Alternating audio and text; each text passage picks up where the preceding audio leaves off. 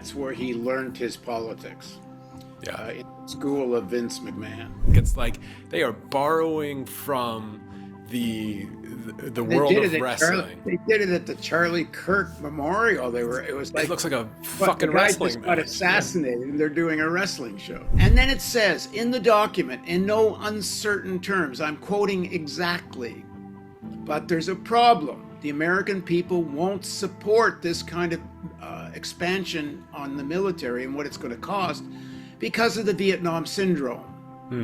And how do we get over the Vietnam syndrome, this document says? Well, it's going to take another Pearl Harbor. It actually says we need another Pearl Harbor. And what happens around a year later? They get it. It's 9/11. In wrestling, heels turn to face, bad guys become good guys. But the other thing also happens. The good guys become bad guys. The faces become heels. And Trump better remember that. Because he may be a face, of course he's a heel to half the country, but he doesn't care about them. But the half of the country that he's a hero to, he's going to become the heel. Dilemma Podcast, Jay Shapiro here. Today, I'm going to be speaking I'm speaking with Paul Jay, who, for those of you who did the homework and you watched the film that just ranks in my top 10 films of all time called Hitman Heart, Wrestling with Shadows, is a documentary director and journalist from my world. And that film is incredible and is about professional wrestling. I'm about to talk a lot about professional wrestling. I have something written here, which might not be the kind of thing you would expect from a podcast that's about philosophy and psychology and, that kind of analysis. But I'm here to try to convince you that it is an insanely important lens, an interesting lens, kind of a pop art history lens to understand certainly the American ethos, but maybe much more. And so we're gonna dive into that. So, professional wrestling, the WWF, as it was known when I was a kid, I think it's known as the WWE now, might actually be one of the best ways to understand American culture. It's kind of a pop art history, a mirror of the nation's psychology.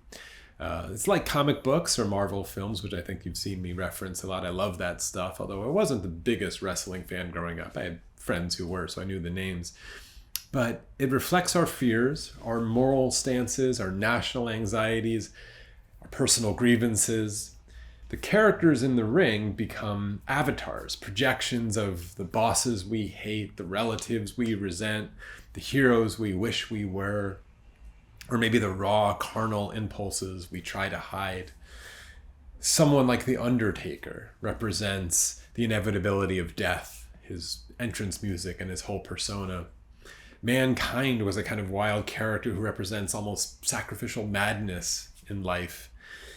There was the $1 Million Man, he was a character when I was a kid, Ted DiBiase, his character name was, who represented the smug, untouchable elite, the coastal billionaire who laughs at you as you suffer in the audience.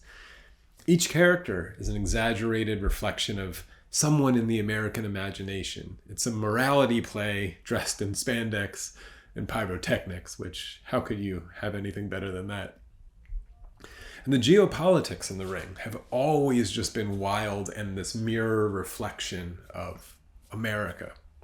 There's this long tradition of patriotic, hardworking, kind of blue-collar heroes. These are the real Americans who never quit, who take their vitamins, say their prayers, and stand up for what's right. And they always end up facing off against, sneaky, slimy, or especially foreign villains in the ring who embody whatever threat America was currently fixated on. I'm thinking of when I was a very young kid of someone like Hacksaw Jim Duggan, or there's others. But of course, the most famous of all was Hulk Hogan when I was a kid. And he was the embodiment of America in the 80s, right? Including into the 90s. And Hulk Hogan is an avatar for America on the world stage. It's almost too perfect. His entrance music was real American. And he battled people like Andre the Giant, who obviously stood for this looming kind of unbeatable Eastern European menace from Russia, this giant, a metaphor for maybe communism itself, even though he was played by a Frenchman. And then in front of a roaring crowd at exactly the right time in history, Hulk Hogan body slams that giant. Just a made-for-TV ending to the Cold War. Before that, Hogan fought people like the Iron Sheik, who was this cartoonish Iranian villain. He waved a flag here, pictured a flag that literally just said Iran, which I think is kind of hilarious, as if the audience wouldn't have recognized the real ones. Just put the word Iran, which may have been true. Later, he wrestled someone like Yokozuna, who was a supposed Japanese sumo wrestler, even though he was played by a Samoan guy.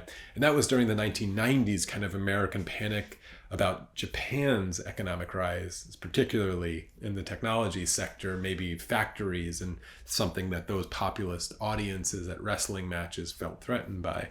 So the moral theater kind of only deepens from there. I'm going to give you a few characters that if you are interested, or if you have time to look into their sort of, comic book arcs, are really fascinating reflections about the American psyche. Someone like the Big Boss Man, who I remember as a kid, and he debuted as this sadistic Southern cop. He actually had a little Confederate flag on his shoulder.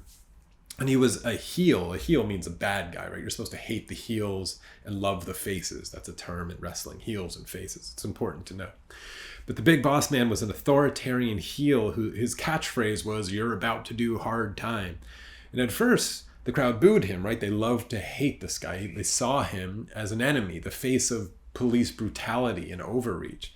But just a year later, the crowd began to cheer him, and suddenly this uniform became a symbol of sort of righteous justice again. And that shift from villain to hero, face to heel and back is really central to the psychology of wrestling and to America itself. And it's not always scripted or decided by the writers of the event itself. It's a reaction to what the audience is responding to. I think of a good way to think of this wrestling analogy that I'm certainly building is almost a huge focus group to see how people are responding to what, and then it's up to sort of the writers to decide what they're going to do with the character. Another character like Sergeant Slaughter, who was a bit earlier, was a Vietnam era drill sergeant type. Originally a good guy, just whistle and drill sergeant, just mindless. But during the Gulf War in the 90s, his character begins accusing these same fans who once adored him for being so patriotic as not being patriotic enough. They weren't patriotic in the right way. And then he turned heel by suddenly sympathizing with Iraq, literally, in the Gulf War, his character. And so the audience then gets to channel their rage and nationalistic fervor, maybe fear, by watching him be humiliated in the ring. And I'll just sort of say right here, I think wrestling is often sort of grotesque in its racism and sexism. And so I acknowledge that and I see that, but I think it's also insanely revealing, this form of theater. Goldust, for instance, was this character a bit later who was designed to sort of provoke a homophobia in the crowd. There's people like the Ultimate Warrior, who, was basically a piece of testosterone come to life on stage. Earlier than that, I remember Rowdy Roddy Piper, who wore a kilt and was sort of Scottish, but I think at the time was embodying sort of a Northern Ireland wild man, even though, he was Scottish. It's all there. There's like the culture, the fear, the projection, the catharsis, in just this like crazy loud form. But there's one character from this world that I really want to talk about, and it's someone you definitely know. His name is Donald J. Trump. So to understand who the President of the United States really is, you can't just look at this man from Queens and his life. The President of the United States, I contend, is a character written for him, which he became in the WWF. So this is the arena where Donald learned to perform power, how to play a crowd, really got off on it, obviously, how to win through spectacle. I think this relates to the Gaza stuff that I mentioned in the pre-open, honestly. His history with wrestling goes back to the 80s. It was the mid or late 80s where he hosted WrestleMania 4 and 5 at his Atlantic City casino. He knew Vince McMahon and his wife, Linda, who I will remind you later became the head of the Small Business Association or Administration and is now currently the Secretary of Education for the country of America. But Trump wasn't just a fan. He didn't remain just a fan. He actually stepped into the ring himself twice in two really important storylines that I'm going to give you. And those two storylines will tell you everything you need to know, I think, about how he became the man who won 2 presidential elections. So the first one, it's the year 2007, and his apprentice character and show is also getting quite large. This was a storyline called The Battle of the Billionaires. So it was 2007, and he becomes a character. So the storyline begins on Monday Night Raw. This was their show in January, and Vince McMahon is giving an over-the-top fan appreciation night. So Vince McMahon, the real owner of the WWF, plays this character as this swaggery boss who you kind of love to hate, right? Everyone in that audience can pour all of their frustrations of their real boss or whoever it is that they hate into Vince McMahon, who's obsessed with himself. So on Fan Appreciation Night, for example, he invites a fan up and reveals a prize to her, which is a picture of himself on a cover. Anyway, he's giving this big performance, and then Donald Trump interrupts him on the screen, tells him what a terrible job he's doing and how he doesn't really know how to appreciate his fans, and then literally starts raining down $100 bills fluttering through the air into the crowd. Brought to you by Donald Trump, right? The crowd goes wild, and Vince is furious that, you know, the peons, these working class losers in the audience are getting rewarded and getting someone who actually loves them, right? So it's 2 egomaniacs in a fight with each other about who really controls and understands the crowd, and each promises to humiliate each other on the stage. And so the storyline goes on. It was ridiculous, right? So each billionaire gets to choose a wrestler to represent them at WrestleMania 23, and the losing billionaire gets his head shaved right then and there in front of everybody. And so anyway, Vince chooses a wrestler named Umaga, who's a Samoan monstrous wrestler, foreign, right? And Trump picks Bobby Lashley, who at the time was a rising star, young, muscular, clean-cut, a little bit of an all-American hero figure. And then, this is important, I'm going to mark this for the people who are really into the story I'm telling now.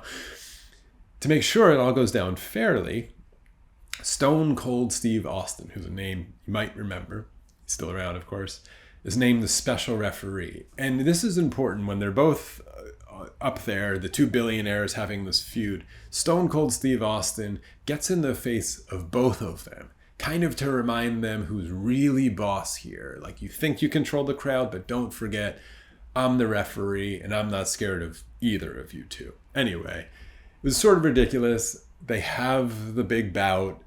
Trump's figure wins, and he gets to shave Vince McMahon's head, which he did along with his wrestler in front of everyone. Stone Cold Steve Austin gets a kick out of the whole thing. But remember, after it's all done of this spectacle, the arrogant boss gets humiliated by this billionaire, playing a billionaire at the time. He wasn't actually one yet. Now he's become the billionaire he played. Stone Cold Steve Austin gives Donald Trump a stunner, which was like his body slam move or whatever, which knocks him out on flat, and the audience roars, which is like this little reminder at the end of like, okay, let's remember sort of still what the audience power can do. So I'll get to Stone Cold Steve Austin in a second. But the next storyline, it was 2 years later in 2009, I think is even more important. So 2 years later, the storyline returns, and the storyline is basically that Vince McMahon is playing his boss, and the character that he's in financial trouble, that they're really threatened by a lot of things going on, and he needs to figure something out. And Donald Trump, again, appears on the screen and announces that he's bought the WWF or WWE, I think it was known at the time, to save the company, to bring the company back to life. And it was his first move then as this pure populist theater, right? I'm the new owner and I'm going to change things around here, right? Sounds like his presidency. So he declares that the next week's episode is going to be commercial free and live, and that anyone who had bought a ticket to the actual event would get a full refund, because obviously it's live and everyone can just watch it then. And the crowd explodes, right? Trump promised to give the people what Vince never would, right? What they really wanted, to be listened to and get this thing that they, get attention. And in a way, like, this whole theater thing kind of worked a little bit too well. The fake announcement was so convincing that WWE's real stock price actually dropped 7 points overnight because investors really believed that Trump had bought the company. Wasn't true. So a week later, McMahon returns and he's furious. The storyline goes on for about a week where Trump's in charge and Vince is humiliated and moved to the janitor's closet, and they did all these kinds of things. Trump gets kind of bored with the whole thing and agrees to sell the company back to Vince. And they do a negotiation. They do an art of the deal performance in front of everybody where Trump gets to show off his chops, and he'll sell it back, but only at, double the price or triple the price or whatever it was. And Vince gets his thing back, and, Trump gets to walk off with this fictional profit, right? And walk away into the sunset triumphant, and the audience, everything sort of returns back to its stasis, but the audience remembers that Donald Trump saved us and he could do it again at any time. So I think in both storylines, Trump, wasn't just performing a wrestling character. He was really learning from it, the whole spectacle, the whole theater. He learned how to craft enemies, how to control attention, how to make every outrage just part of the show. And when he finally stepped into real politics, he didn't need to change the act at all. He just changed the set. This, if you remember, is his entrance at the RNC in 2016. The spectacle of politics, this dance between a scripted story, a reality of real egos vying for who gets to be, in the center of the stage and who gets to win, with real things at stake. Because while it's scripted, if you become the champion of the WWF, you certainly are worth a lot more money. There's real things at stake. Or the worst villain, it's worth a lot of money. But it's constantly in conversation, live conversation, with how the audience will react, right? The writers don't always know who the audience will love or hate or begin to love or begin to hate. And that's what's really important here, because I mentioned Stone Cold Steve Austin. Stone Cold Steve Austin is a fascinating character who interplays with the particular film that I'm going to be talking about that Paul Jay directed, which was about Bret Hart. Stone Cold Steve Austin was written as a total heel, right? This kind of like jerky guy who literally, and people might remember the shirt, Austin 316, has his first coming out with a one-to-one argument and fight with Jake the Snake Roberts, who at the time is playing a born-again Christian who's quoting scripture and all this kind of stuff. And Austin says, kind of F that, I'm really the guy, Austin 316, which is a reference to John 3:16 from the Bible. I mean, it's kind of wild that you would come up with a character who's meant to be a villain, who's sacrilegious, who's sort of like spitting on the Bible in this kind of way. But you know what? The audience kind of loved this guy, right? And this is the backdrop of what you do when you're writing these characters. And that's the audience reaction. They love this guy. They start buying his t-shirts. The Austin 316 t-shirt became the biggest selling t-shirt since, and it surpassed, the Hulkamania of the 80s. And what this all reflects at the time, especially in the 90s, I think, is a disillusionment, a disenchantment with that Reagan era style, eat your Wheaties, take your vitamins, stay in school, thumbs up hero. The audience starts to think that rings so hollow. It's not true. It's not cool.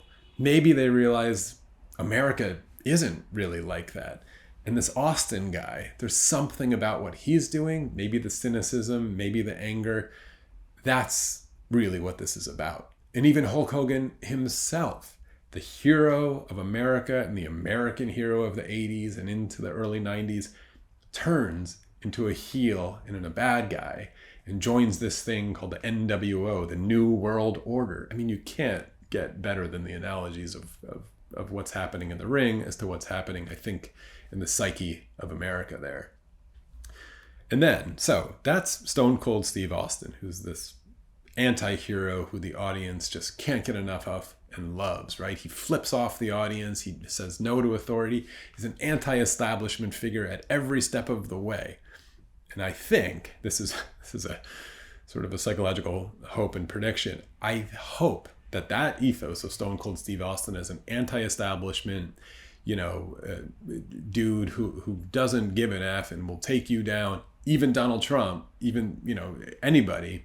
I hope that ethos is still out there in the American psyche and is ready to jump back in the conversation. So the Bret Hart character, and that's what this film is about. Bret Hart was another kind of Hulk Hogan-esque character, a really good guy. He's a family guy, and this is a true story. The Hart family, it's his real last name, is a wrestling family. They're all involved in it. They're kind of legends of this entertainment sport. And he stands up for what's right. He stands up for what's good. He's safe for your kids. Kids like to root for him. He's just a hardworking, good guy. He's also a Canadian. And he was always supposed to be this hero of WWF. But again, the audience starts to get maybe a little bored with him, starts rooting for the bad guy. And what do? As Vince McMahon or whatever it is, if you're writing this, when the audience and maybe the country starts to root for the bad guy. And I'll kind of leave that there because I do want you to watch the film, Paul Jay's film. I'm going to link to it again. It's available through his site and elsewhere. Hitman Hart, Wrestling with Shadows. It exposes a lot of the conversations that I've brought up now of the American psyche, of nationalism, of patriotism, in massively important moment in the 90s, pre 9/11, when maybe everything really started to break. And I will end my sort of love fest for the analogy of wrestling, but you're going to hear now a conversation between myself and Paul Jay, who's more than just a director. He's also a journalist and has a lot of really interesting analysis. And so we get into a lot of topics beyond just the wrestling metaphor, which obviously I like, and I just try to keep pushing. So I'm going to let this play with Paul Jay. Thank you for indulging my wrestling analogy. All right, here you go. Well, I think what I take from it is that's where he learned his politics. Yeah. In the school of Vince McMahon. He was a real estate guy. He was famous as a real estate guy, but he didn't have any kind of mass following. First time as I know anyway, that he gets in front of a crowd of thousands, 20, 30,000 people at a wrestling show, and apparently as many as 1 billion people around the world was watching World Wrestling every week. He is taught how to get the crowd to pop. And so wrestling in reality operates on 2 levels. As you know, there's the theater in the ring, but you're supposed to suspend disbelief and believe what's going on in the ring is real. Yeah. And prior to the film Wrestling with Shadows, in fact, apparently the majority of people kind of thought it was real. But behind the scenes, there's a real battle goes on. And that's between individual wrestlers vying for a higher positioning in the hierarchy, in the script writing. And of course, the highest of the hierarchy is you get to be the number 1 face, good guy, or the number 1 heel, bad guy. And the reward is you get the World Wrestling Championship for a few months or however long they decide works. So on a lot of levels, it's like American politics, first of all. The theater of what goes on in Congress it's not just all theater in the sense that they're also trying to get the crowd to pop. You got to learn how to do stuff that's popular. And the real power behind the scenes, the Vince McMahons, is, what Sanders calls the billionaire class, but you don't talk about them in Congress, and you don't talk about them hardly ever on television news. It's only recently some of them have been sticking their nose directly into the theater, like Musk, primarily. A few of the others, Carp from Palantir gets interviewed a lot, but I don't think so much to a mainstream audience. I guess Musk probably more than anybody is the one that joined the troupe, the theatrical troupe. But there's real stuff going on. So on the one hand, they're playing to an audience and saying stuff that resonates, and people suspend disbelief with these political characters the way they have learned to do with wrestling. Now, it's not just wrestling. The truth is the whole political culture is about suspended disbelief. And lie after lie after lie gets forgotten or forgiven. You know, take the Iraq War and getting, totally lied into a war that killed, perhaps as many as 1 million Iraqis and a few thousand Americans. And it goes on. You can go back to the Vietnam War, which, killed perhaps as many as 3 million people and over 50,000 Americans, and completely based on lies. As we know from the Pentagon Papers released by Dan Ellsberg, they were very conscious that the Gulf of Tonkin incident that started the Vietnam War was BS, and that they knew they couldn't win, and so on. The fundamental underlying piece of this, and it's not disconnected from wrestling, is the whole Cold War mentality, the whole promotion of they're out to get us. And if you go back into wrestling in the 50s and the 60s, who are the bad guys?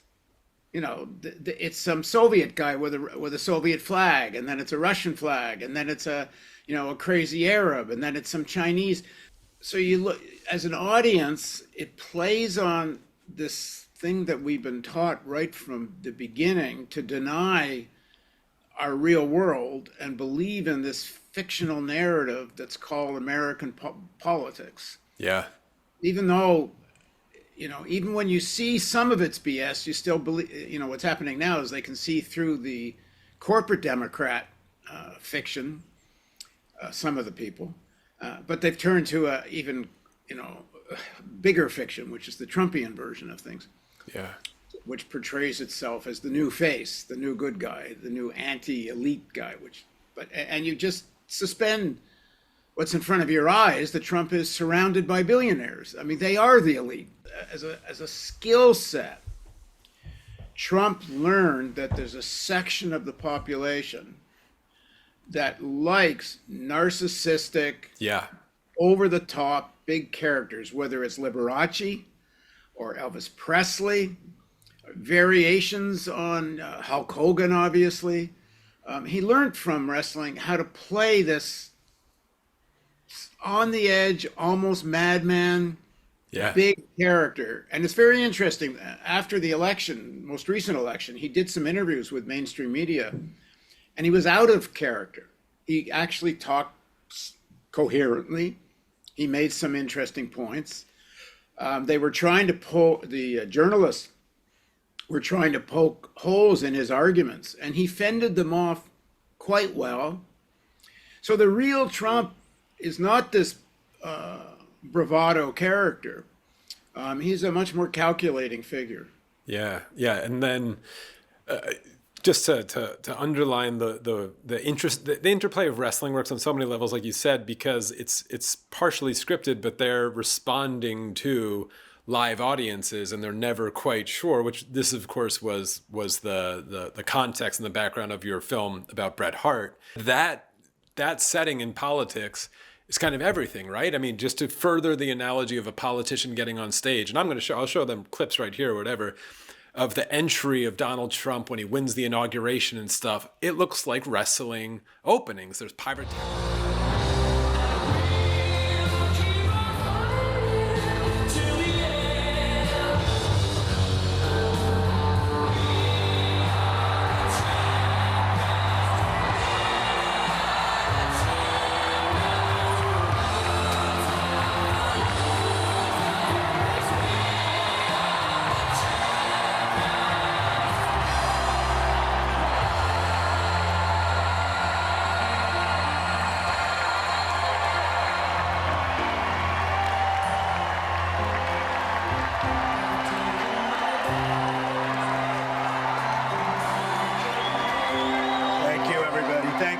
of you. Thank you very much. We're going to win. We're going to win so big. Thank you very much, everybody. Thank you.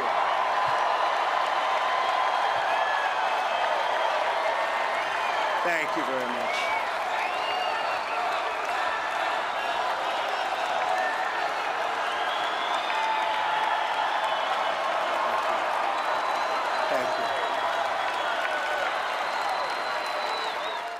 And Trump and music, it's like they are borrowing from the world of wrestling. They did it at the Charlie Kirk Memorial. It was like, it looks like a fucking the guy wrestling just got match. assassinated, and they're doing a wrestling show. It's just all theater. And then, so to back this up a little philosophically, I just want to make one point about technology here. And of course, this conversation is going to get off wrestling. We're going to go into your work on nuclear stuff. But I think this thing about politics as theater is so important to stay on, is that when people start, and I don't know if you've heard this on your tours with nuclear stuff or technology, when people start always giving this line and retort when we worry about new technologies, it's like, oh, everyone always worries about new technologies. They said the bicycle would end civilization and this or that or whatever.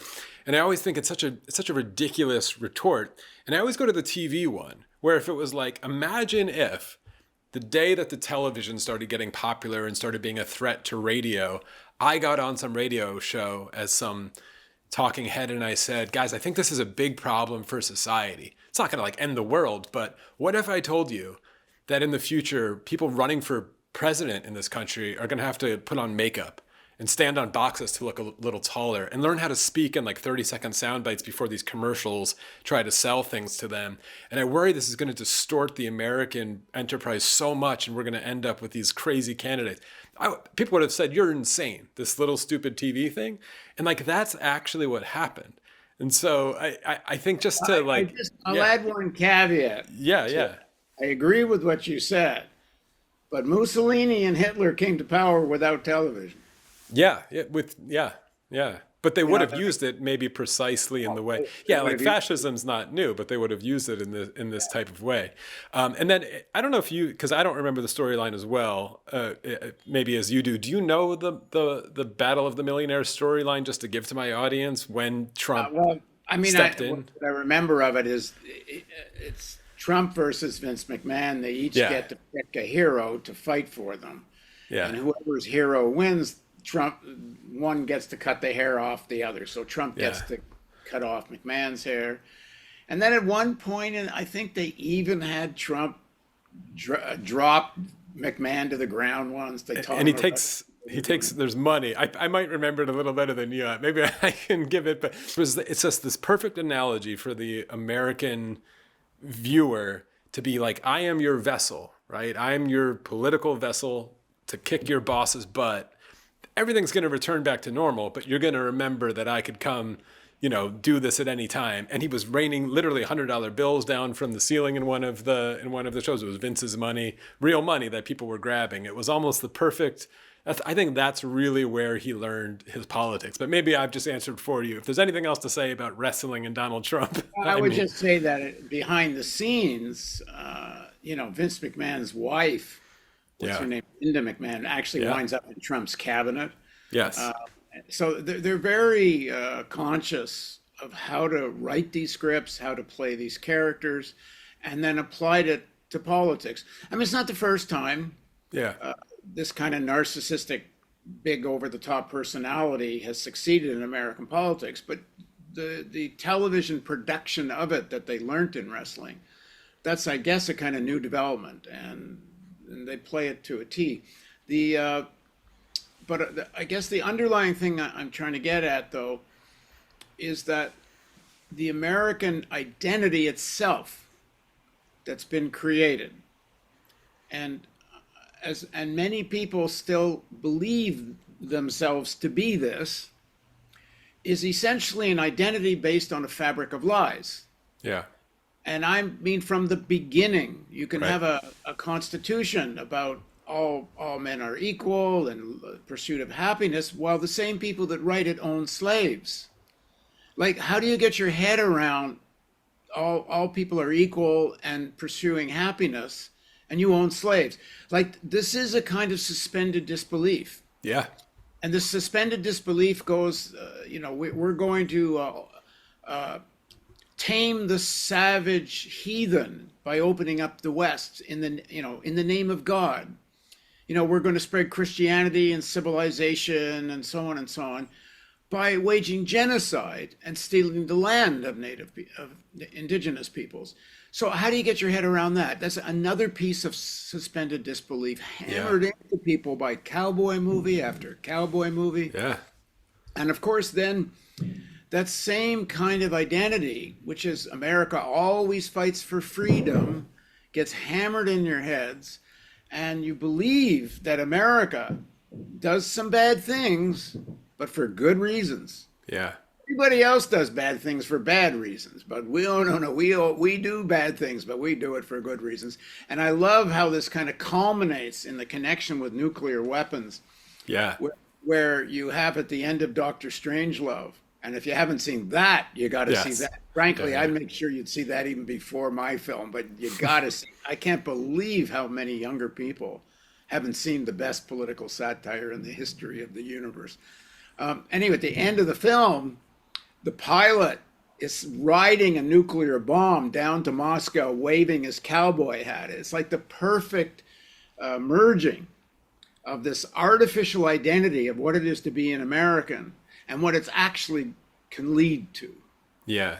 No, that's perfect. Yeah, well, let's start bringing it from Trump the character, but I think there is a perfect bridge there because, again, you caught lightning in a bottle with Wrestling with Shadows, and that lightning in a bottle was not just bred as a great character and a compelling main figure. It was the context of the country starting to maybe not buy it anymore. And I don't know if this was conscious, right? This is just sort of happening in the crowd live, where Vince is like, people are tired of seeing the hero rescue the damsel on the tracks.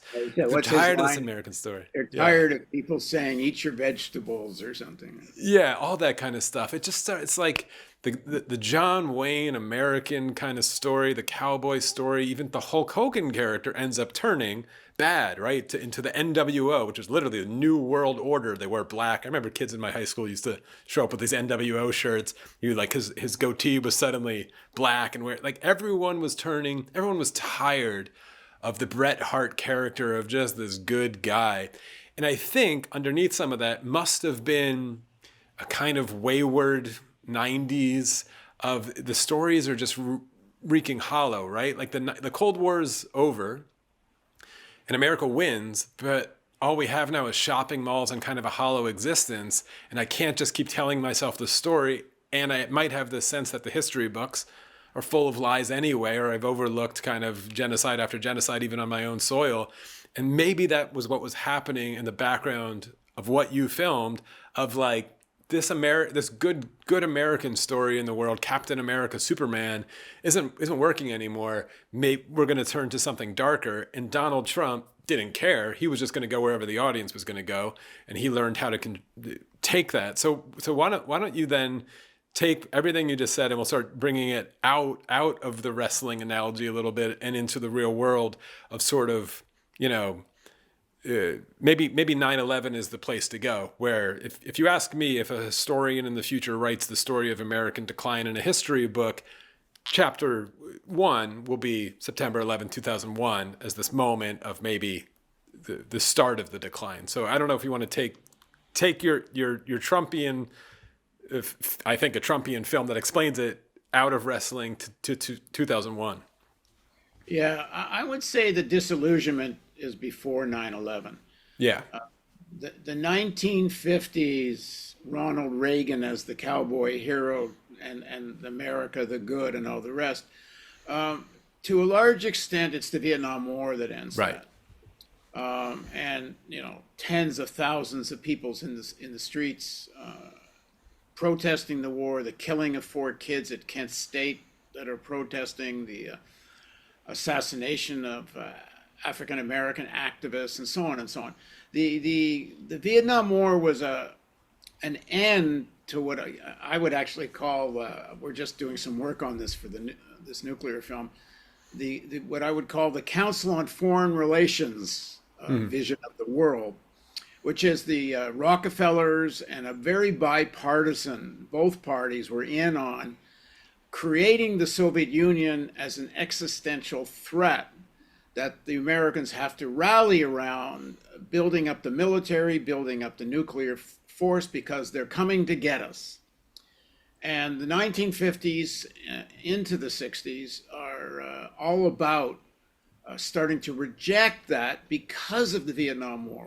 Everything starts to get questioned. And this is, my film features Dan Ellsberg, who released the Pentagon Papers, which was a very big moment in exposing the lies of the Vietnam War, because the Pentagon Papers showed that the Pentagon knew they could never win the war.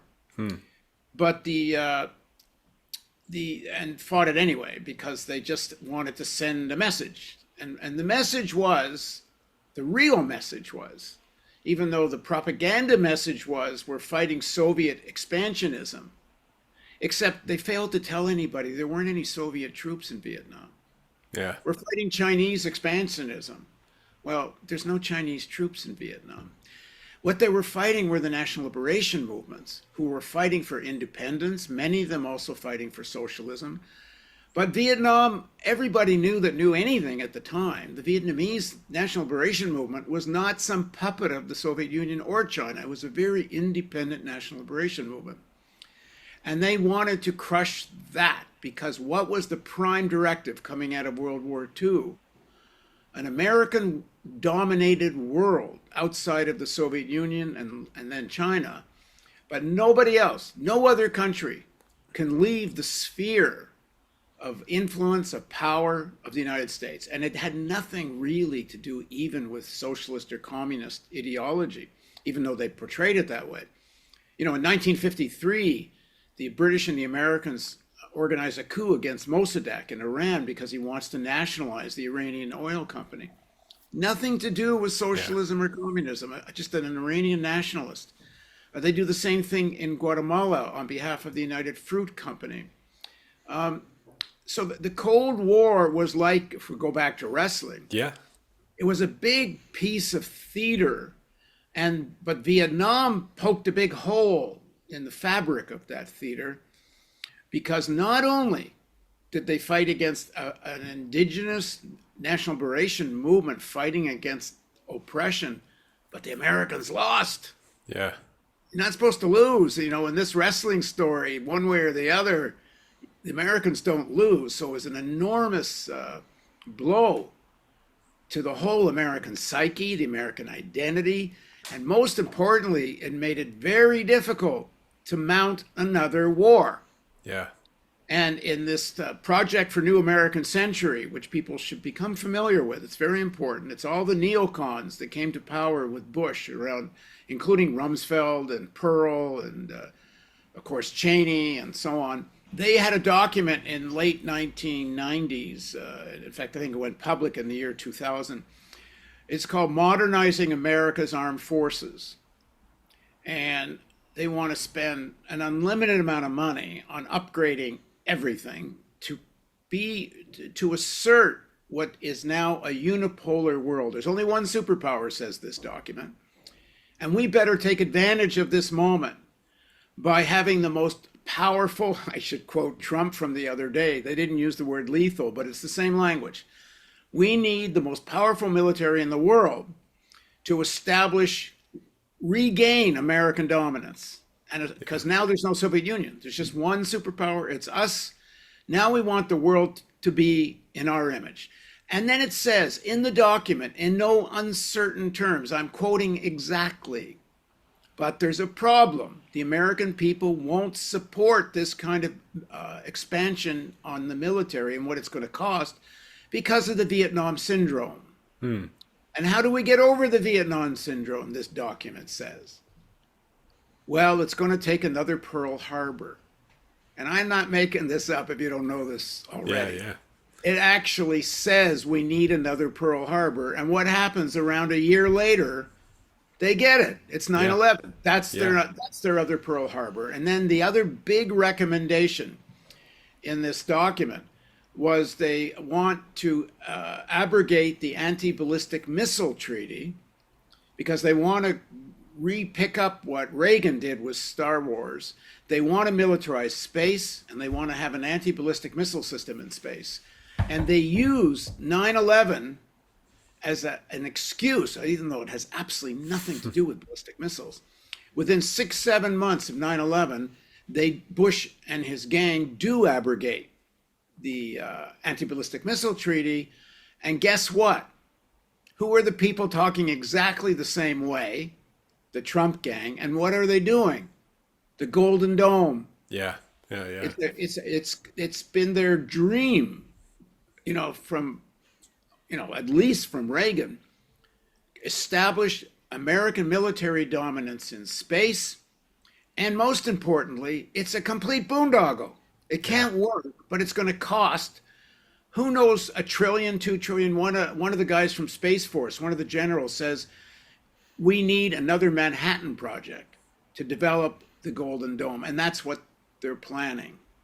So the theater, the lies about patriotism, the lies about, Big Daddy Trump is going to protect you, or even the lies from the corporate Democrats, which a flip side of the same coin, have been using the underlying mythology and lies of the Cold War to not just perpetuate this massive military industrial complex, but to have a big modernization of the nuclear arsenal, even though they know very well how incredibly risky it is, especially now introducing artificial intelligence into nuclear command and control, which they're doing. I'm not saying making the decision-making AI, but making the analysis of the satellite and sensor data AI, which it can hallucinate, it can make mistakes. So there's not a single military or political leader that can claim the risk of miscalculation and error in nuclear war is zero. In fact, they all know it's far from zero. But instead of talking about that, they have this buffoon tip of a fascist spear, except he's not really a buffoon, he plays one. And we're heading towards a moment in time humans have never faced with climate, and the climate science denial is as bad, and nuclear. And we're talking about, idiocy, like should trans people be playing sports and things. But so let's talk about then this new project you're working on, because it's based on, is it the book The Doomsday Machine by Ellsbury? It's based on it, but we go a lot further. And I did about 40, 50 hours of interviews with Dan Ellsbury before he died. Yeah. Emma Thompson's going to be narrating, and we're interviewing all kinds of experts. But it's, I think it's a way to tell the story, linking some things that hasn't been done before, which is the relationship of the nuclear bomb to American identity. What does that mean? It means, you're born into a world that already exists. And from an early childhood, unless you're born into a very progressive family, and I mean very, because I think most families that vote Democrat share a different variation of the same mythology. But you're told, you're American, and we're fight for freedom, and we're the good guys, and the culture says all the same things to you, and that starts to become who you are. You think of, who am I? I would venture to say, I'm going to do this as a test, that if you actually asked people, who are you? You might get, I'm a New Yorker. You might get, I'm a Texan. It might be a city, it might be a state. You'll get, I'm an American. I don't think too many people would answer what the one thing that's actually really objectively true, and not just some social construct, which is, I'm a human. But how often does anybody say I'm a human and start who they are from there? Because if you start from I'm a human, then you start to see through all of the crap we've been fed. And why have we been fed it? Because that's how our society has developed. When we developed into class society, the rulers had to lie to the rulers. Why? To the ruled, I should say. Why? Because there's always more ruled than ruler. Quantitatively, and if they ever get organized, even in terms of force, the large number of the oppressed far outnumber if you want to go by today's terminology, the billionaires and multimillionaires. So they gotta keep people duped into thinking they're powerless, there's no alternative, only capital creates jobs. Well, except where's the capital come from? Like, nobody wants to ask some basic questions that are so damn obvious. Oh, we live in freedom. We're free Americans, except most of you go to work in dictatorships where the boss can fire you if you look the wrong way at them. 8 hours, 9 hours a day, most people work in what's essentially a dictatorship. Yet some of these same people will go and fight to defend the American way of life and die for it.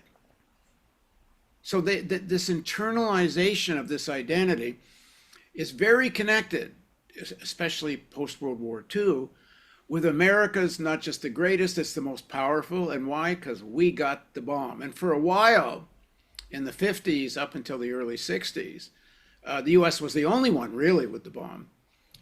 Certainly ICBMs, there's lie after lie. In the film, we talk about the missile gap. Kennedy actually ran on it, telling the Americans, because he heard it from the Air Force, that the Soviets had 1,000 ICBMs and the Americans only had 40. And it turned out, and they knew it, it turned out that, yes, the Americans had 40, but the Soviets had four working ICBMs, and it was even questionable if all four even worked. So a fabric of lies has created a very false American identity. So the film is going to be partly through Ellsberg's life, because Ellsberg was a true believer. He was a Marine. He worked for Rand Corporation as a nuclear war planner. He advised the Pentagon. He advised the White House. He had direct access to Kennedy. He advised at the very highest levels. And he was a militant Cold Warrior. Until, I guess, Vietnam, there were things that happened while he was working at Rand that started to shake his belief in the Cold War. And then the Vietnam War really shook him when he realized it was all based on BS and lies, and that it had nothing to do with freedom at all, or democracy. It had quite the opposite. It was trying to impose a dictatorship, a pro-American dictatorship on Vietnam. And then he releases the Pentagon Papers and his trial, and people don't know the story. The trial gets kicked because the Nixon administration, the same people that broke into the Watergate Hotel, broke into Ellsberg's psychiatrist's office. And when the judge heard about that, he dismissed the whole case against Ellsberg for releasing the Pentagon Papers. But it started to really radicalize Ellsberg. And then he realized the lying was a cover for systemic economic gain, geopolitical domination, and out-and-out profit-making by arms companies. So it really radicalized him. So the film's going to use him to tell that whole story. And then we're going to get into the current day, how the Cold War is still shaping today's world, exaggerating the Chinese threat, justifying even AI in nuclear weaponry. They justify it because, oh, well, if we don't do it, the Chinese are doing it anyway. So that it's the same old bloody story again. And the risks, as bad as they were in the past, are even higher now. Yeah. If you could respond to the current moment we're in. I mean, if you've seen my show, I've been talking about Palestine pretty nonstop for 2 years now. But I keep wanting to make it something bigger and broaden the conversation around Palestine to anti-colonial conversations and the kind of world that you're in. And it certainly echoes everything we've talked about already of shattering the American story of democracy, and we're the good guys. I think a ton of Americans and the world are certainly questioning that narrative when they see our behavior in the world. But I was recently, I know a lot of your work and I've watched a lot of your talks. I was in England at this conference, and this thing kept coming up where British people and I were in conversation a lot about the state of America, and I think they think we've all gone crazy with conspiracy theories. And I had to tell them, I was like, I think there's something really important to talk about here, and then I'm going to hand it back to you, is, the British Empire, there's not a lot of mystery around what it was. Like, it was a big, bad thing where they were trying to make everyone a subject of the world. You'll find people who are nostalgic for it in England. You'll find people who kind of like it. You'll find people who justify it, saying it was utilitarian good or Christianizing it. You find people who are ashamed of it, but they kind of know the deal that you get when you talk about the British Empire. But this American Empire, if we could call it that, the post-World War II kind of very short-lived, hyper-American, sort of unipolar effort, is really an empire built on espionage and coups and secrets in such a profound way that I think is different, that really now is really being peeled back, right? Tucker Carlson's doing a series on 9/11 now. And 90% of the internet doesn't believe the Charlie Kirk narrative as being told by, COVID was certainly met with tons of skepticism. How, for someone like yourself who's been steeped so much in sort of trying to uncover and give information to Americans about really what has propped up this strange identity, are you excited in some ways about this current moment that so many people do seem to be questioning this sort of identity? Or, is this exciting or frightening or altogether the same, especially because it's a nuclear power that's having this conversation? I can't answer it from the point of view of exciting or that, because it's not about how it makes me feel. Fair enough. And I'm so steeped every single day for the last 5 years into the possibility of nuclear war tonight, that it's hard to answer from the point of view of feeling. So let me just answer more from a thinking point of view, okay? Fair enough. Well, I haven't seen, I think I don't know where he is in his 9/11 thing, but Tucker Carlson and Marjorie Taylor Greene and that, who are saying things all of a sudden I can agree with about Gaza and AIPAC and such, but they're a variant of this rise of fascism. And I think those on the left that are celebrating either whether it's Tucker or Marjorie Taylor Greene, I saw on the Young Turks the other day, and they were fawning all over her. I mean, I have no problem with tactical alliances on these kinds of questions. And this goes way back, when the Americans were doing as horrible things in the Philippines in the 1890s as the British did. And by the way, let's be careful about the people. Most of Britain doesn't understand how bad the British Empire was. I saw an Indian historian say that over 300 years, the British Empire, directly and indirectly, meaning deliberately caused famines, may have killed more than 1 billion people. Prior to Hitler, That's fair. You can't be worse than the British Empire was. Although in the late 1800s and into the early 20th century, the U.S. was trying to catch up, but couldn't. It wasn't yet at a scale to do it. And then FDR was a break in that for a while. And that's a longer story. But the moment we're in, we need to navigate carefully. As much as the Trumpians themselves, who claim to be anti-elitists, are not, the Tucker Carlson variety now, and Marjorie Taylor Greene, we have to really analyze why they're taking these positions. The reason I went back, I didn't make my point. Mark Twain created, in alliance with some Tucker Carlson types of the day, libertarian isolationists, something called the Anti-Imperialist League. And that was to oppose U.S. imperialism in the Philippines and in Cuba and other places. I'm not against a tactical alliance of sorts on the issue of Gaza, because what's being done is a genocide, it's barbaric, And even if they're coming from the right, if they're saying things that are more or less true, okay, let's recognize it. But let's not create illusions about who these people are. These are the people that helped bring us Trump. I mean, when Trump was at the Republican convention, Carlson was in the front row with him. Carlson has been beside Trump all along.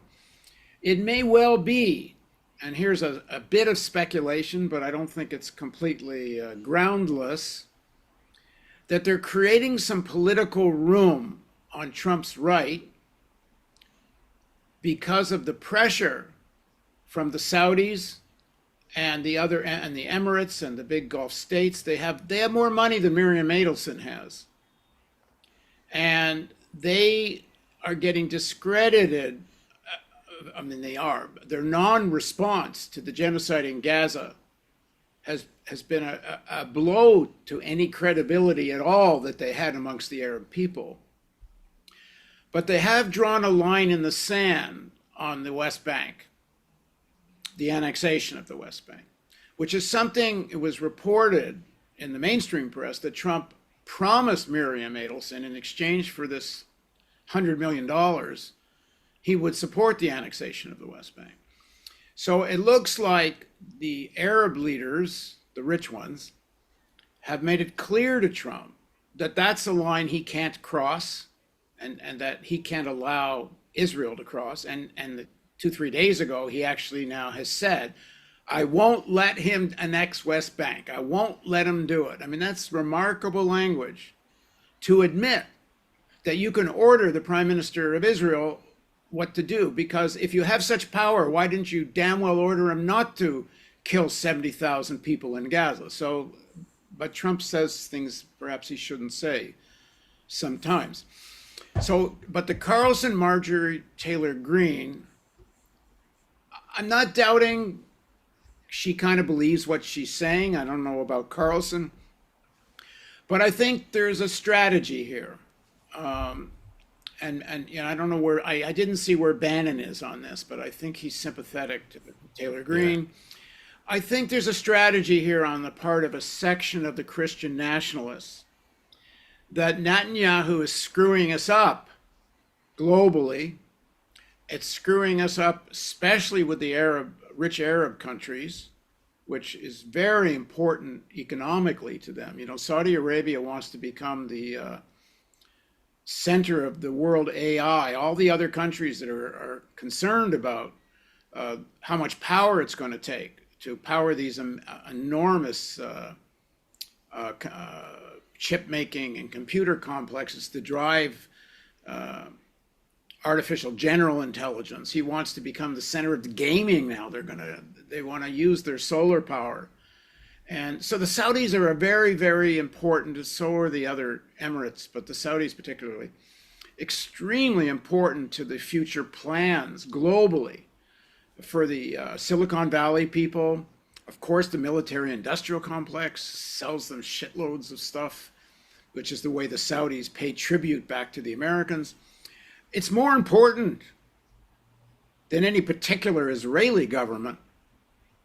And so there's a way they need to create some room for Trump on the right to separate from Netanyahu on the West Bank. It's too late to do it on Gaza, and the fact that the Arab countries didn't make such an issue out of Gaza made room for Trump to empower Netanyahu. But I think we're at a point now where the Arab countries are really afraid of a public opinion. The West Bank has become kind of the symbol of it. And I think they're saying enough is enough. So whatever they really believe, the Tuckers and Marjorie Taylor Greenes and whatever, the Christian nationalists, whatever they believe on this, I think it's more tactical than anything. And I also think it's still core to Christian nationalism, which is also Christian Zionism. So it's not like they're going to give up on this state of Israel as the nuclear and dominant power. Although now that the Saudis just made a deal for Pakistani nuclear weapons, although that was always in the cards, it kind of pushes a little back on the Israeli nukes. But so if what you're asking me is what do I think of the moment, yes. Well, first of all, I haven't seen what Tucker's doing on 9/11 yet, and so far, he's basically just throwing cold water on the commissioner. Yeah, that's all. As far as I've seen it, yeah. the 9/11 commission. And as far as I know, once again, they're ignoring what I did, because my work with Senator Bob Graham, I think, told the whole story, the real story, and nobody wants. I don't know that. I don't know your work with that. Oh, really? Oh, God. Yeah. Well, I can tell you quickly, and then people can go for it. Yeah. Well, I interviewed Senator Bob Graham 6 or 7 times over 3 years. Graham was the chair, when he was a senator, a chair of the Senate Intelligence Committee. He was co-chair of the Joint Congressional Investigation into 9/11. Okay? Oh, okay. He is one of them. He was, I believe he's died now, recently. But he was one of the most important senators in the realm of American intelligence, a complete insider, former governor of Florida, okay? He told me on camera, which I've published, that not only did Bush and Cheney know something was coming, not only did they work with the Saudis, and he said the Saudi government and king on knowing it was coming, but they, one, deliberately disorganized the American intelligence agencies by deprioritizing terrorism and telling intelligence agencies only to focus on big state players, demoting Richard Clarke, who under Clinton had been the anti-terrorism czar, and they demote him. And so now he has to report to Condoleezza Rice instead, and it's very significant because at the level he was at previously under Clinton, he could call his own meeting of the principals, which is undersecretaries, secretaries of agencies, heads of agencies. This all leads up to a critical point. And I said to Graham, well, what are examples? And I said, did it go beyond disorganizing agencies? He said it went into facilitating the attacks. And I said, okay, what's the examples? And one of the examples was that when this famous memo, and this memo was made public in the televised 9/11 hearings, and just to be clear, there's 2 different bodies here. There's the 9/11 Commission. That's the one that was televised. And that's the one Tucker's saying doesn't have credibility. And of course, I agree with him on that. We'll see if he actually gets to the true story or not. But even the guys that co-chaired that thing later said they missed all the important stuff. Anyway, the other one was the Joint Congressional Investigation led by Bob Graham, and nobody wants to talk about that one because of the conclusions Graham reached. Now, people should understand, when Graham's telling me this stuff, this is the guy who had a commission, millions of dollars to pay investigators for over a year. So this isn't just some crackpot senator coming up with stuff. This is the result. And this is, if people don't remember, the report of the Joint Congressional Committee is the one with the famous 28 pages that were redacted by the Bush administration. Finally, the 9/11 families that are suing the Saudis pressured Obama to release the 28 pages, and eventually he did, although it's still greatly redacted. But the 28 pages, I think, clearly showed a direct line to the Saudis. There's nothing in it about the role of Bush and Cheney. But Graham wanted there to be, and he couldn't get the rest of the commission to agree to put it in. But his example of facilitation was, he says, after the memo, bin Laden plans to attack America. And this is the one where Richard Clarke, when he's testifying at the commission, says our hair was on fire. There was so many examples of potential attacks coming. And then this memo comes in the context of all the signals we're getting of stuff happening. So the memo gets presented. Rice, the CIA gives it to Rice. Rice gives it to the White House, or maybe it goes directly to the White House, I think, because it's a presidential briefing. And what do they do with the briefing? Bin Laden plans to attack America. Well, they do nothing. Okay, we all knew that. What we didn't know, what Graham told me, is that in normal course of events, after a presidential briefing, there's something called the principals briefing. And in that, you send to the principals, like I said, heads of agencies, secretaries, undersecretaries, anything that might be relevant that they might have to take action. So you get a memo which says, Bin Laden plans to attack America. Maybe you might take some action. Like the immigration department might pay attention. You might put NORAD on alert. You might do all kinds of things to thinking that. So Graham tells me it's not in the next principals briefing. He says on camera to me, someone has to decide to break protocol because it's impossible that you get a CIA briefing that says Bin Laden plans to attack America and it's not in the principals briefing the next day. Well, this is where we get back to Richard Clarke. See, Clarke knew of the briefing, a CIA briefing. I don't know, but somehow he knew of it. But he couldn't call a principals meeting because he'd been demoted. And he goes to Rice and she refuses. And he says this, he testifies about he couldn't call a principals briefing. I mean, I can go on about 9/11 for a long time. There's so many examples. I mean, very quickly, without getting into it, Thomas Drake, who was at the NSA and was a whistleblower who they tried to put in jail and this and that, he told me on camera that the NSA had the entire 9/11 plot in a telephone intercept prior to 9/11. Nothing ever happened. Yeah. There's other examples like that. So let me just say something about conspiracy theories. Yeah. There has never been a war without a conspiracy because war planning is done in secret. The whole idea of dismissing something as a conspiracy theory is the stupidest, nonsensical way to look at things. It's idiocy. Yeah. There are conspiracies that take place, and then there's conspiracies that are made up and are fictional and don't take place. But like the Pentagon Papers showed very clearly, the Gulf of Tonkin, it was a conspiracy. They knew the boat hadn't been blown up by the North Vietnamese, but they told everybody it was, and it becomes the excuse. What the hell is the lie about weapons of mass destruction in Iraq if that isn't a conspiracy? Right. I mean, the top echelons of the military and politics know there's no weapons there. Yeah.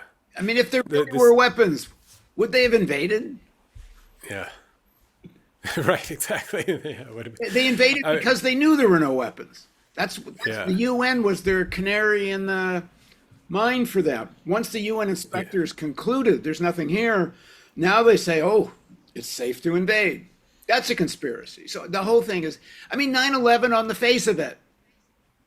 I mean, a bunch of people conspire to get on planes and fly them into buildings. That's a conspiracy. The whole thing is to tell people not to look at what are essentially a fabric of lies. They want people to look at the world as is reported in the mainstream press, which if you do, you won't understand a thing. Well, this is so good, and then we could bring it back to wrestling with a close, because I think that was all perfect. And it's, speaking of conspiracies and truth or whatever, I was having this discussion recently where there's concern about our information scape being so shattered that we no longer have a shared kind of reality, that we're all kind of living in our own stories, and we don't have some sort of grand narrative that we're all participating in together. I think that theory is highly exaggerated. I don't think there ever was such a thing. I don't think the slaves ever had the same narrative. Oh, but theirs didn't matter. Yeah, yeah, they weren't. That's right. But maybe just as far as people walking around, not having this like shared reality or whatever, just in the hypothetical. Yeah. But in that statement, someone worrying about this, that we need to find each other again and find this kind of shared reality, there's nothing in that says it needs to be a true reality. And this brings it back to the wrestling thing of the suspension of disbelief, where it's almost, and this can sound conspiratorial, but it's almost that the scriptwriters of the American enterprise and the story we were all supposed to sort of, like you said, right back to, the Declaration of Independence is on page 1, all men are created equal, and on page 4 is a slave auction. That's real in the same paper. We're supposed to just suspend the disbelief and be like, okay, it's a good story we're telling. I'll go to the wrestling match and watch us fight it out, and I'll have fun. I'll enjoy this thing, and we'll all sort of benefit from it. The script writing of this thing got so bad and so sloppy that people just could no longer suspend their disbelief. Maybe for you, Vietnam, maybe for every generation they have a big moment like this for Vietnam, and maybe for me it's 9/11. And we have lost this whole thing. And the media, the mainstream media has no one to blame but themselves if they wanted to be the curators of this thing. And so it was a perfect answer of sort of, now here we are, where the wrestling match stepped out of the ring and into the world and said, this is all bullshit, and you either are just going to believe this or you aren't, but we're just going to keep on going. I know you want to keep this wrestling thing going, and we're getting near the end. We can do more later, because I do want to pick up on the significance of 9/11. It is very important. I didn't want to diminish that point.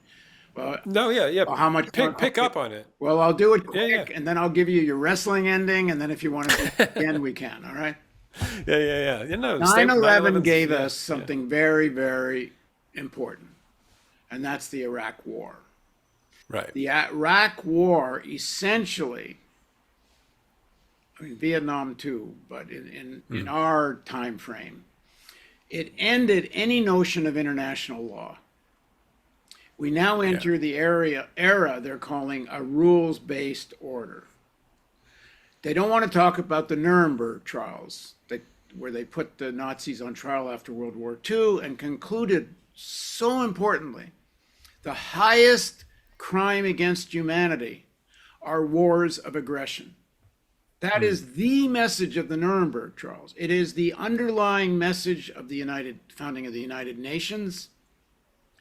And the Iraq War clearly was a war of aggression. Everybody knows. The whole BS about weapons of mass destruction and Colin Powell's nonsense. Can you believe Colin Powell to UN said there is a ring of ballistic missiles around Beirut with bacteria weapons aimed at Tel Aviv? Do you believe they would have invaded if that was true? I mean, it's nuts. It's beyond nuts. And he sits there in the UN and people are nodding their heads. Oh, yes. Oh, yes. The Iraq War ended international law. It meant that you can wage a war of aggression. You did not get UN sanction from the Security Council. And surprisingly, some of the European countries actually stood up to it too. But what did it do? It gave us the Russian invasion of Ukraine, because this is what Putin's really saying. If you can invade Iraq to defend your sphere of influence in the Middle East, which is really what it was, to defend and expand the sphere of influence, then I can do it too. If international law doesn't apply to you, well, that doesn't apply to me. And so 9/11 gives us the end of international law as we know it, and what's called the rules-based order.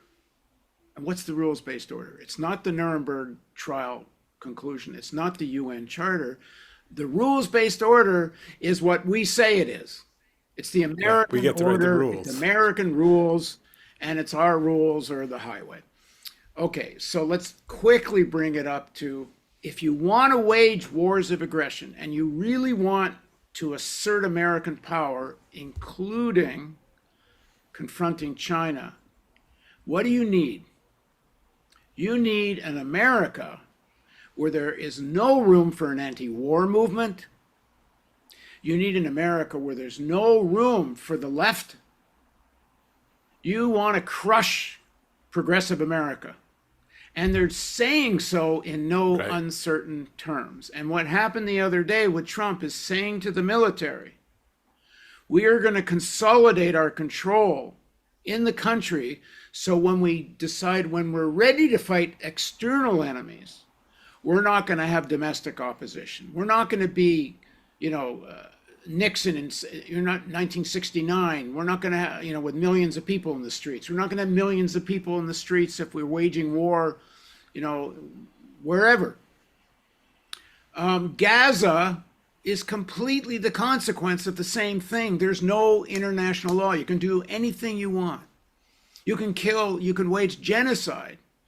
And 9/11, Iraq War, gives us the Russian invasion, and it gives us the Israeli genocide against the Palestinians in Gaza, because there's no longer any norms. What there is the American rules, and the American rules have a carve out. And the carve out is, Israel, you can do whatever you want to the Palestinians. That's part of our rules. Except now, as I just said, maybe they're about to cross the line with the West Bank. All right, your final wrestling thing, okay? In wrestling, heels turn to face, bad guys become good guys, but the other thing also happens. The good guys become bad guys, the faces become heels.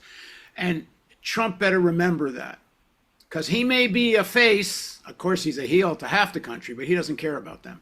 But the half of the country that he's a hero to, he's going to become the heel, because the economy is going to crash, people's economic life is going to get worse, and all his damn lies about making America great again are going to go poof. We'll just see if he's able to get the military on side, which is why that thing that happened 2 days ago is so significant. I should say a few days ago, who knows when this gets published. But it's so significant, because if he can get rid of military leaders who might say no to him, you're giving us unconstitutional legal orders. If he can get rid of those people and replace them with Christian nationalists, then even if his own MAGA base turns on him, he'll be able to occupy these cities and assert a straightforward police state. That's what he wants. I frankly don't think he's going to pull it off. And I don't think it even will be him. It will be Vance. I don't know how much longer Trump has, but it will be Vance and the cabal around Vance. Yeah. But I don't, if I had to guess, I think it's all going to fall apart on them. But that doesn't mean they're not going to make a very serious attempt to do it. And the answer from us is millions of people have to hit the streets. If they march into Chicago, all of Chicago has to hit the streets. Across the country, people should hit the streets in solidarity with Chicago, or whatever city if they want to go into Portland or whatever the hell it is. And people have to really vote. Vote for progressive candidates wherever you can. If you got somebody running, who's running not just against Trumpism, but also against American Democratic Party corporatism, you really got to get behind them. And even if you disagree with them on certain points, or you think the person didn't come out early enough on Gaza, whatever, forget it all.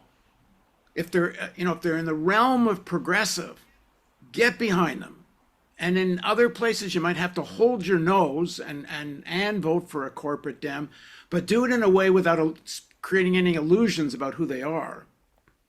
Combined with, in the streets and by the millions. And because imagine if the National Guard or the Army is in Chicago and they have 1 million people facing them. What the hell are they going to do? And they're going to start to question. You know, we've seen this. We saw this when the Shah of Iran fell. We saw it when Marcos fell in the Philippines. They tried to crush the people's movement, and millions came out. And what happened? People deserted from the military. The military split. They didn't want to fire on their own people. So we're you know, if they really push this, and the way he talked to the generals, they sure look like they're planning to. And they've already rehearsed it with what they've done in LA and in Washington, D.C. It's not like this is just talk. We got to get out in the millions. And so I don't think this thing wins, but it is going to be a battle. Well, that was good. I'll leave it with that sort of inspiring speech. But that was great. And then I think just thank you for bringing home the wrestling analogy for me. I think it...